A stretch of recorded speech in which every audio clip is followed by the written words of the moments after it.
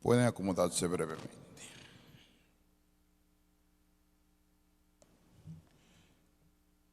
Queridos hermanos y hermanas en el Señor, aquellos que nos siguen a través de Mía TV como canal matriz, Radio Callacoa, Radio Horizonte, el canal de YouTube de la Basílica, redes sociales, le enviamos una felicitación navideña y un feliz año nuevo en el segundo domingo después de la Navidad.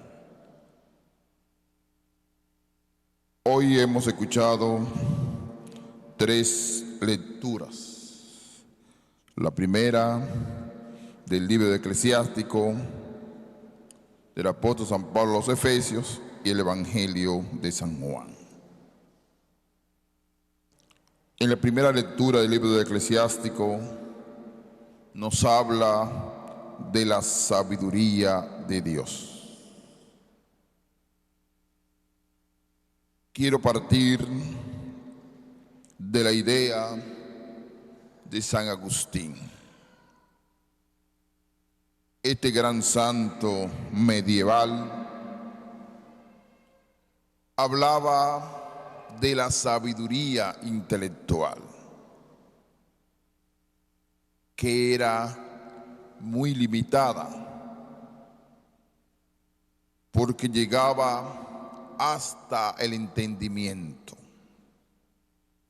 Como decían los clásicos, los sentidos son traicioneros. Y los sentidos que ofrecen la sabiduría intelectual, que es creada por Dios. Dios le da sabiduría al hombre para construir la sociedad partiendo del modelo de Dios. Pero la verdadera sabiduría es la sabiduría divina. Por eso Él nos habla de la inteligencia que trasciende. San Agustín habla de esa inteligencia que trasciende, que en una palabra es la sabiduría que viene de Dios. Y aquí esta sabiduría está muy ligada a la palabra, al diálogo Dios con el mundo. Y ahí de ese diálogo de Dios con el mundo viene la sabiduría de Dios. Por eso dice, el creador del universo me dio una orden. El que me había creado estableció mi morada y me dijo, pon tu tienda en Jacob, fíjate en tu heredad en Israel. Si que el creador, el que da la verdadera sabiduría. Porque la sabiduría humana es muy limitada. Cuando uno se queda con la sabiduría humana, surgen los cálculos, las medidas, inclusive las proyecciones, y eso es traicionero. Pero cuando uno coloca en las manos de Dios esa sabiduría, ese entendimiento, la mentalidad va cambiando, porque tenemos esa sabiduría que depende de Dios. Hay una frase muy popular: del humano uno espera todo, espera fragilidad, imperfección, debilidades, porque somos humanos. Pero de la sabiduría de Dios, ¿qué uno espera? Perfección, orden divino en nuestro interior, en nuestra mentalidad, en nuestro corazón. Por eso uno tiene que invocar siempre la sabiduría de Dios. En la segunda lectura de Pablo a los Efesios nos habla de reconocer a Jesucristo en nuestra vida. Y comienza diciendo: bendito sea Dios, Padre de nuestro Señor Jesucristo, que nos ha bendecido en Cristo. Un lenguaje totalmente cristológico. Reconocer a Cristo en nuestra vida, con toda clase de bendiciones espirituales en los cielos. Él nos eligió en Cristo antes de la fundación del mundo, para que fuéramos santos, verdaderos santos por su amor. Que Cristo siempre ha estado de nuestra parte. Cristo siempre ha caminado con nosotros. Y dice la palabra: Él nos ha destinado por medio de Jesucristo, según el placentito de la voluntad, a ser sus hijos, a ser hijos de Dios. Y si somos hijos de Dios, tenemos que vivir como a Dios le agrada, como Dios quiere en nuestra vida. A veces uno habla que yo soy hijo de Dios, yo soy propiedad de Dios, pero no vivo como Dios quiere, porque estoy viviendo una vida de desorden, de caos interior, de descomposición personal y social por el pecado. Entonces, nosotros tenemos que dejar un espacio a Dios en nuestra vida. Y ese espacio se logra a través de la persona de Jesucristo. Cristo que nos guíe, que nos conduzca siempre. Por eso dice: Él nos ha destinado por medio de Jesucristo a ser sus hijos. Así que esta palabra de Dios es una exaltación de tener como motor fundamental de nuestra vida a Cristo Jesús, que nos conduzca, que nos guíe por el camino del bien. El Evangelio de San Juan nos habla que en el principio existía el Verbo. Generalmente, cuando uno habla del Verbo, está hablando de diálogo. ¿Qué decía el libro de la sabiduría?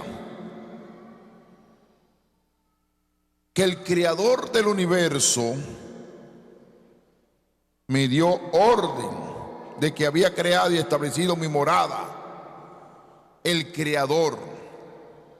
Y hoy la palabra de Dios a través del Evangelio, del prólogo de San Juan, nos habla del Verbo, del diálogo con Dios, con el mundo. Dios siempre ha dialogado con el mundo. Dios siempre ha dialogado con la sociedad. Y dice la palabra: y el Verbo estaba junto a Dios, y el Verbo era Dios. Él estaba en el principio junto a Dios. Por medio de Él se hizo todo. Sin Él no se hizo nada de cuanto se ha hecho. Ese verbo de Dios, esa permanencia de Dios creador y ese diálogo de Dios con el mundo. Eso lo dijo el Papa en la misa de la Navidad, que ese verbo siempre ha dialogado con el mundo. Dios ha tenido apertura al mundo a través de la palabra. Pero también el prólogo de San Juan nos produce tristeza, cierto grado de frustración, cuando él dice: de él estaba la vida, y la vida era la luz de los hombres, y la luz brilla en la tiniebla, y la tiniebla no la recibió. Así que la palabra, el diálogo de Dios vino al mundo. Dios se abrió al mundo y vino el concepto del mundo de San Juan, que es el pecado, la tiniebla, no lo recibió. ¿A quién hace referencia directamente? Aquí entra en el segundo momento: al pueblo de Israel, al pueblo de la propiedad de Dios. Inclusive, antes de producirse la encarnación del Verbo, que es Jesucristo, Él envió a los profetas y coloca como modelo a Juan el Bautista. Surgió un hombre enviado por Dios que se llamaba Juan. Este venía como testigo para dar testimonio de la luz, para que todos creyeran por medio de él. Él no era la luz, sino que él daba testimonio de la luz, porque el mismo Jesucristo se declara: yo soy la luz, el camino, la verdad y la vida. Él preparó el camino de la verdadera luz, y el verbo y la palabra es la luz verdadera que alumbra a todo hombre. Vinieron al mundo y el mundo estaba, y por medio se hizo por medio de él, y el mundo no lo conoció. Habla del concepto universal del mundo y dice: vino a su casa. Hace referencia directamente al pueblo de la propiedad de Dios, y los suyos no los recibieron. Es una palabra pesimista el prólogo de San Juan, pero también en medio del pesimismo él presenta una gran luz, una gran esperanza. Pero a cuantos los recibieron, les dio poder de ser hijos de Dios, a los que creen en su nombre, que es la iglesia. Es decir, que es un grupo determinado que recibió la palabra, que recibió el diálogo de Dios a través de su Hijo Jesucristo.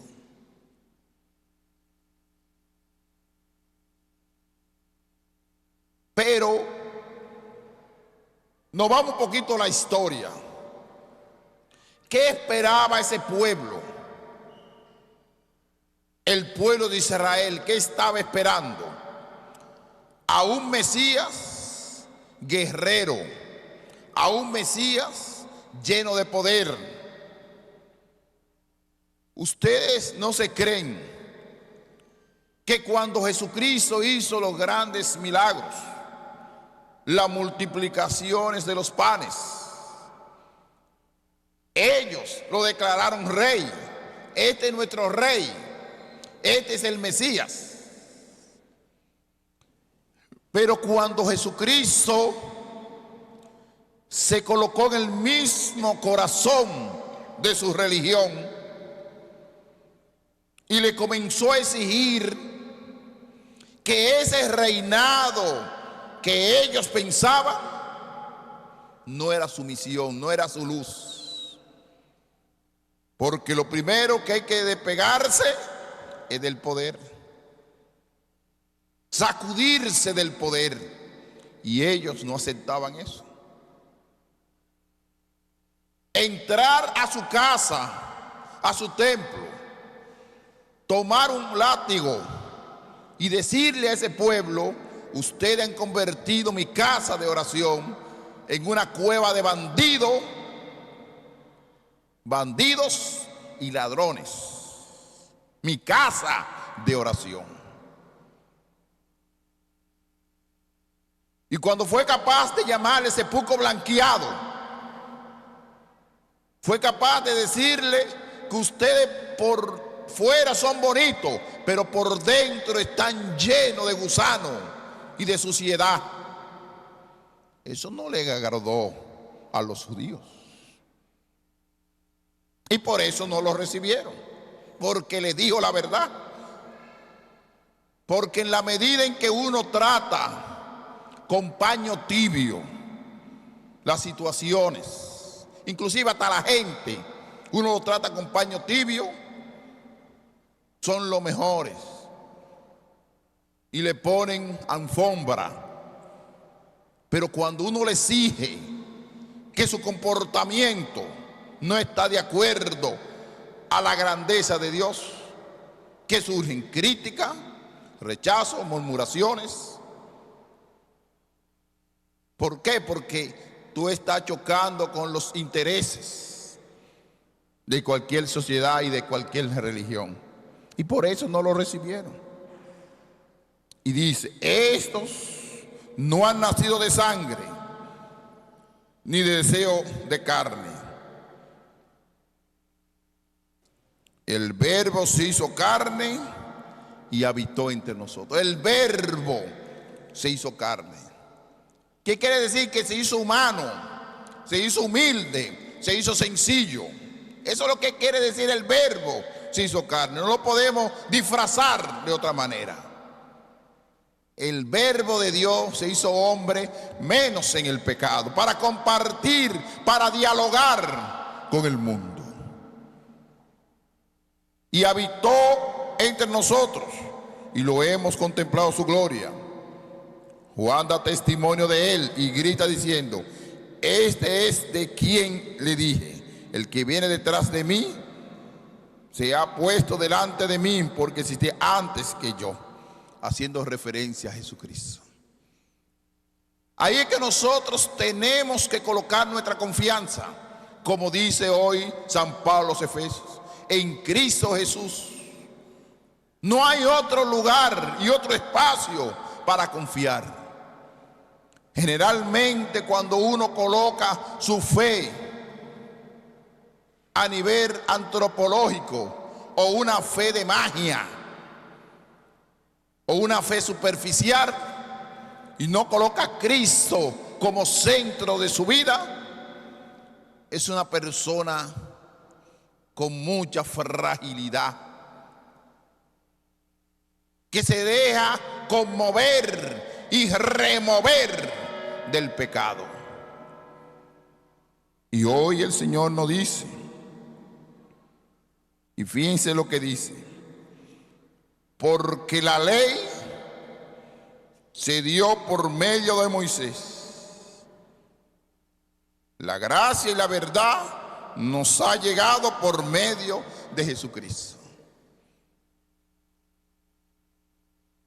La ley es para cumplir normas, estructuras, pero no podemos colocar la ley encima de la persona. Primero es el ser humano. Por ejemplo, ¿cómo nosotros vamos a estar jugando con la vida humana? Con el tema del aborto. con la ley natural, criterios y leyes que van en contra de la dignidad humana, que van en contra de la naturaleza. Y a veces muchos congresistas discutiendo de esos temas que saben que están en contra de la dignidad humana, en contra de la naturaleza. Y hay otras prioridades fundamentales que hay que promover al ser humano, que hay que promover la justicia, que hay que hacer proyectos de desarrollo integral en la sociedad. Y de esos temas ni hablan. Y los temas que son de orden natural, de orden divino, quieren ser más que Dios. Y Dios le va a tomar cuenta de eso al pueblo dominicano. Si siguen moviendo tanto la muerte a través del aborto. Hay muchas cosas de hablar que se fajen a desarrollar con temas fundamentales que son la justicia, el orden social, la seguridad social, la alimentación, los precios de los alimentos, que es la comida diaria. Esas son preocupaciones de los congresistas. Y no se dediquen a estar en contra de la naturaleza y de la vida humana. Porque Dios y la naturaleza tienen su orden. Ustedes no tienen derecho de manipular a Dios. Y eso es lo que habla hoy. A Dios nadie lo ha visto jamás. Dios es único, que está en el seno del Padre, es quien lo ha dado a conocer. En ese que nosotros tenemos que colocar nuestra confianza. El Verbo se hizo carne, se hizo sencillo, se hizo humilde para dialogar con el mundo. Y el mundo no fue capaz de comprender al Hijo de Dios. Pues vamos a colocarnos en las manos de Dios, porque ese Verbo sigue hablando, ese Verbo encarnado sigue predicando. Pienso que el mundo todavía debe abrirse a Dios, y el mundo tiene que dialogar con Dios, y no dialogar con leyes que a veces maltratan y destruyen al ser humano desde la concepción de la vida. No podemos maltratar la vida humana. Tenemos que promover la dignidad de la vida humana. Que así sea. Amén.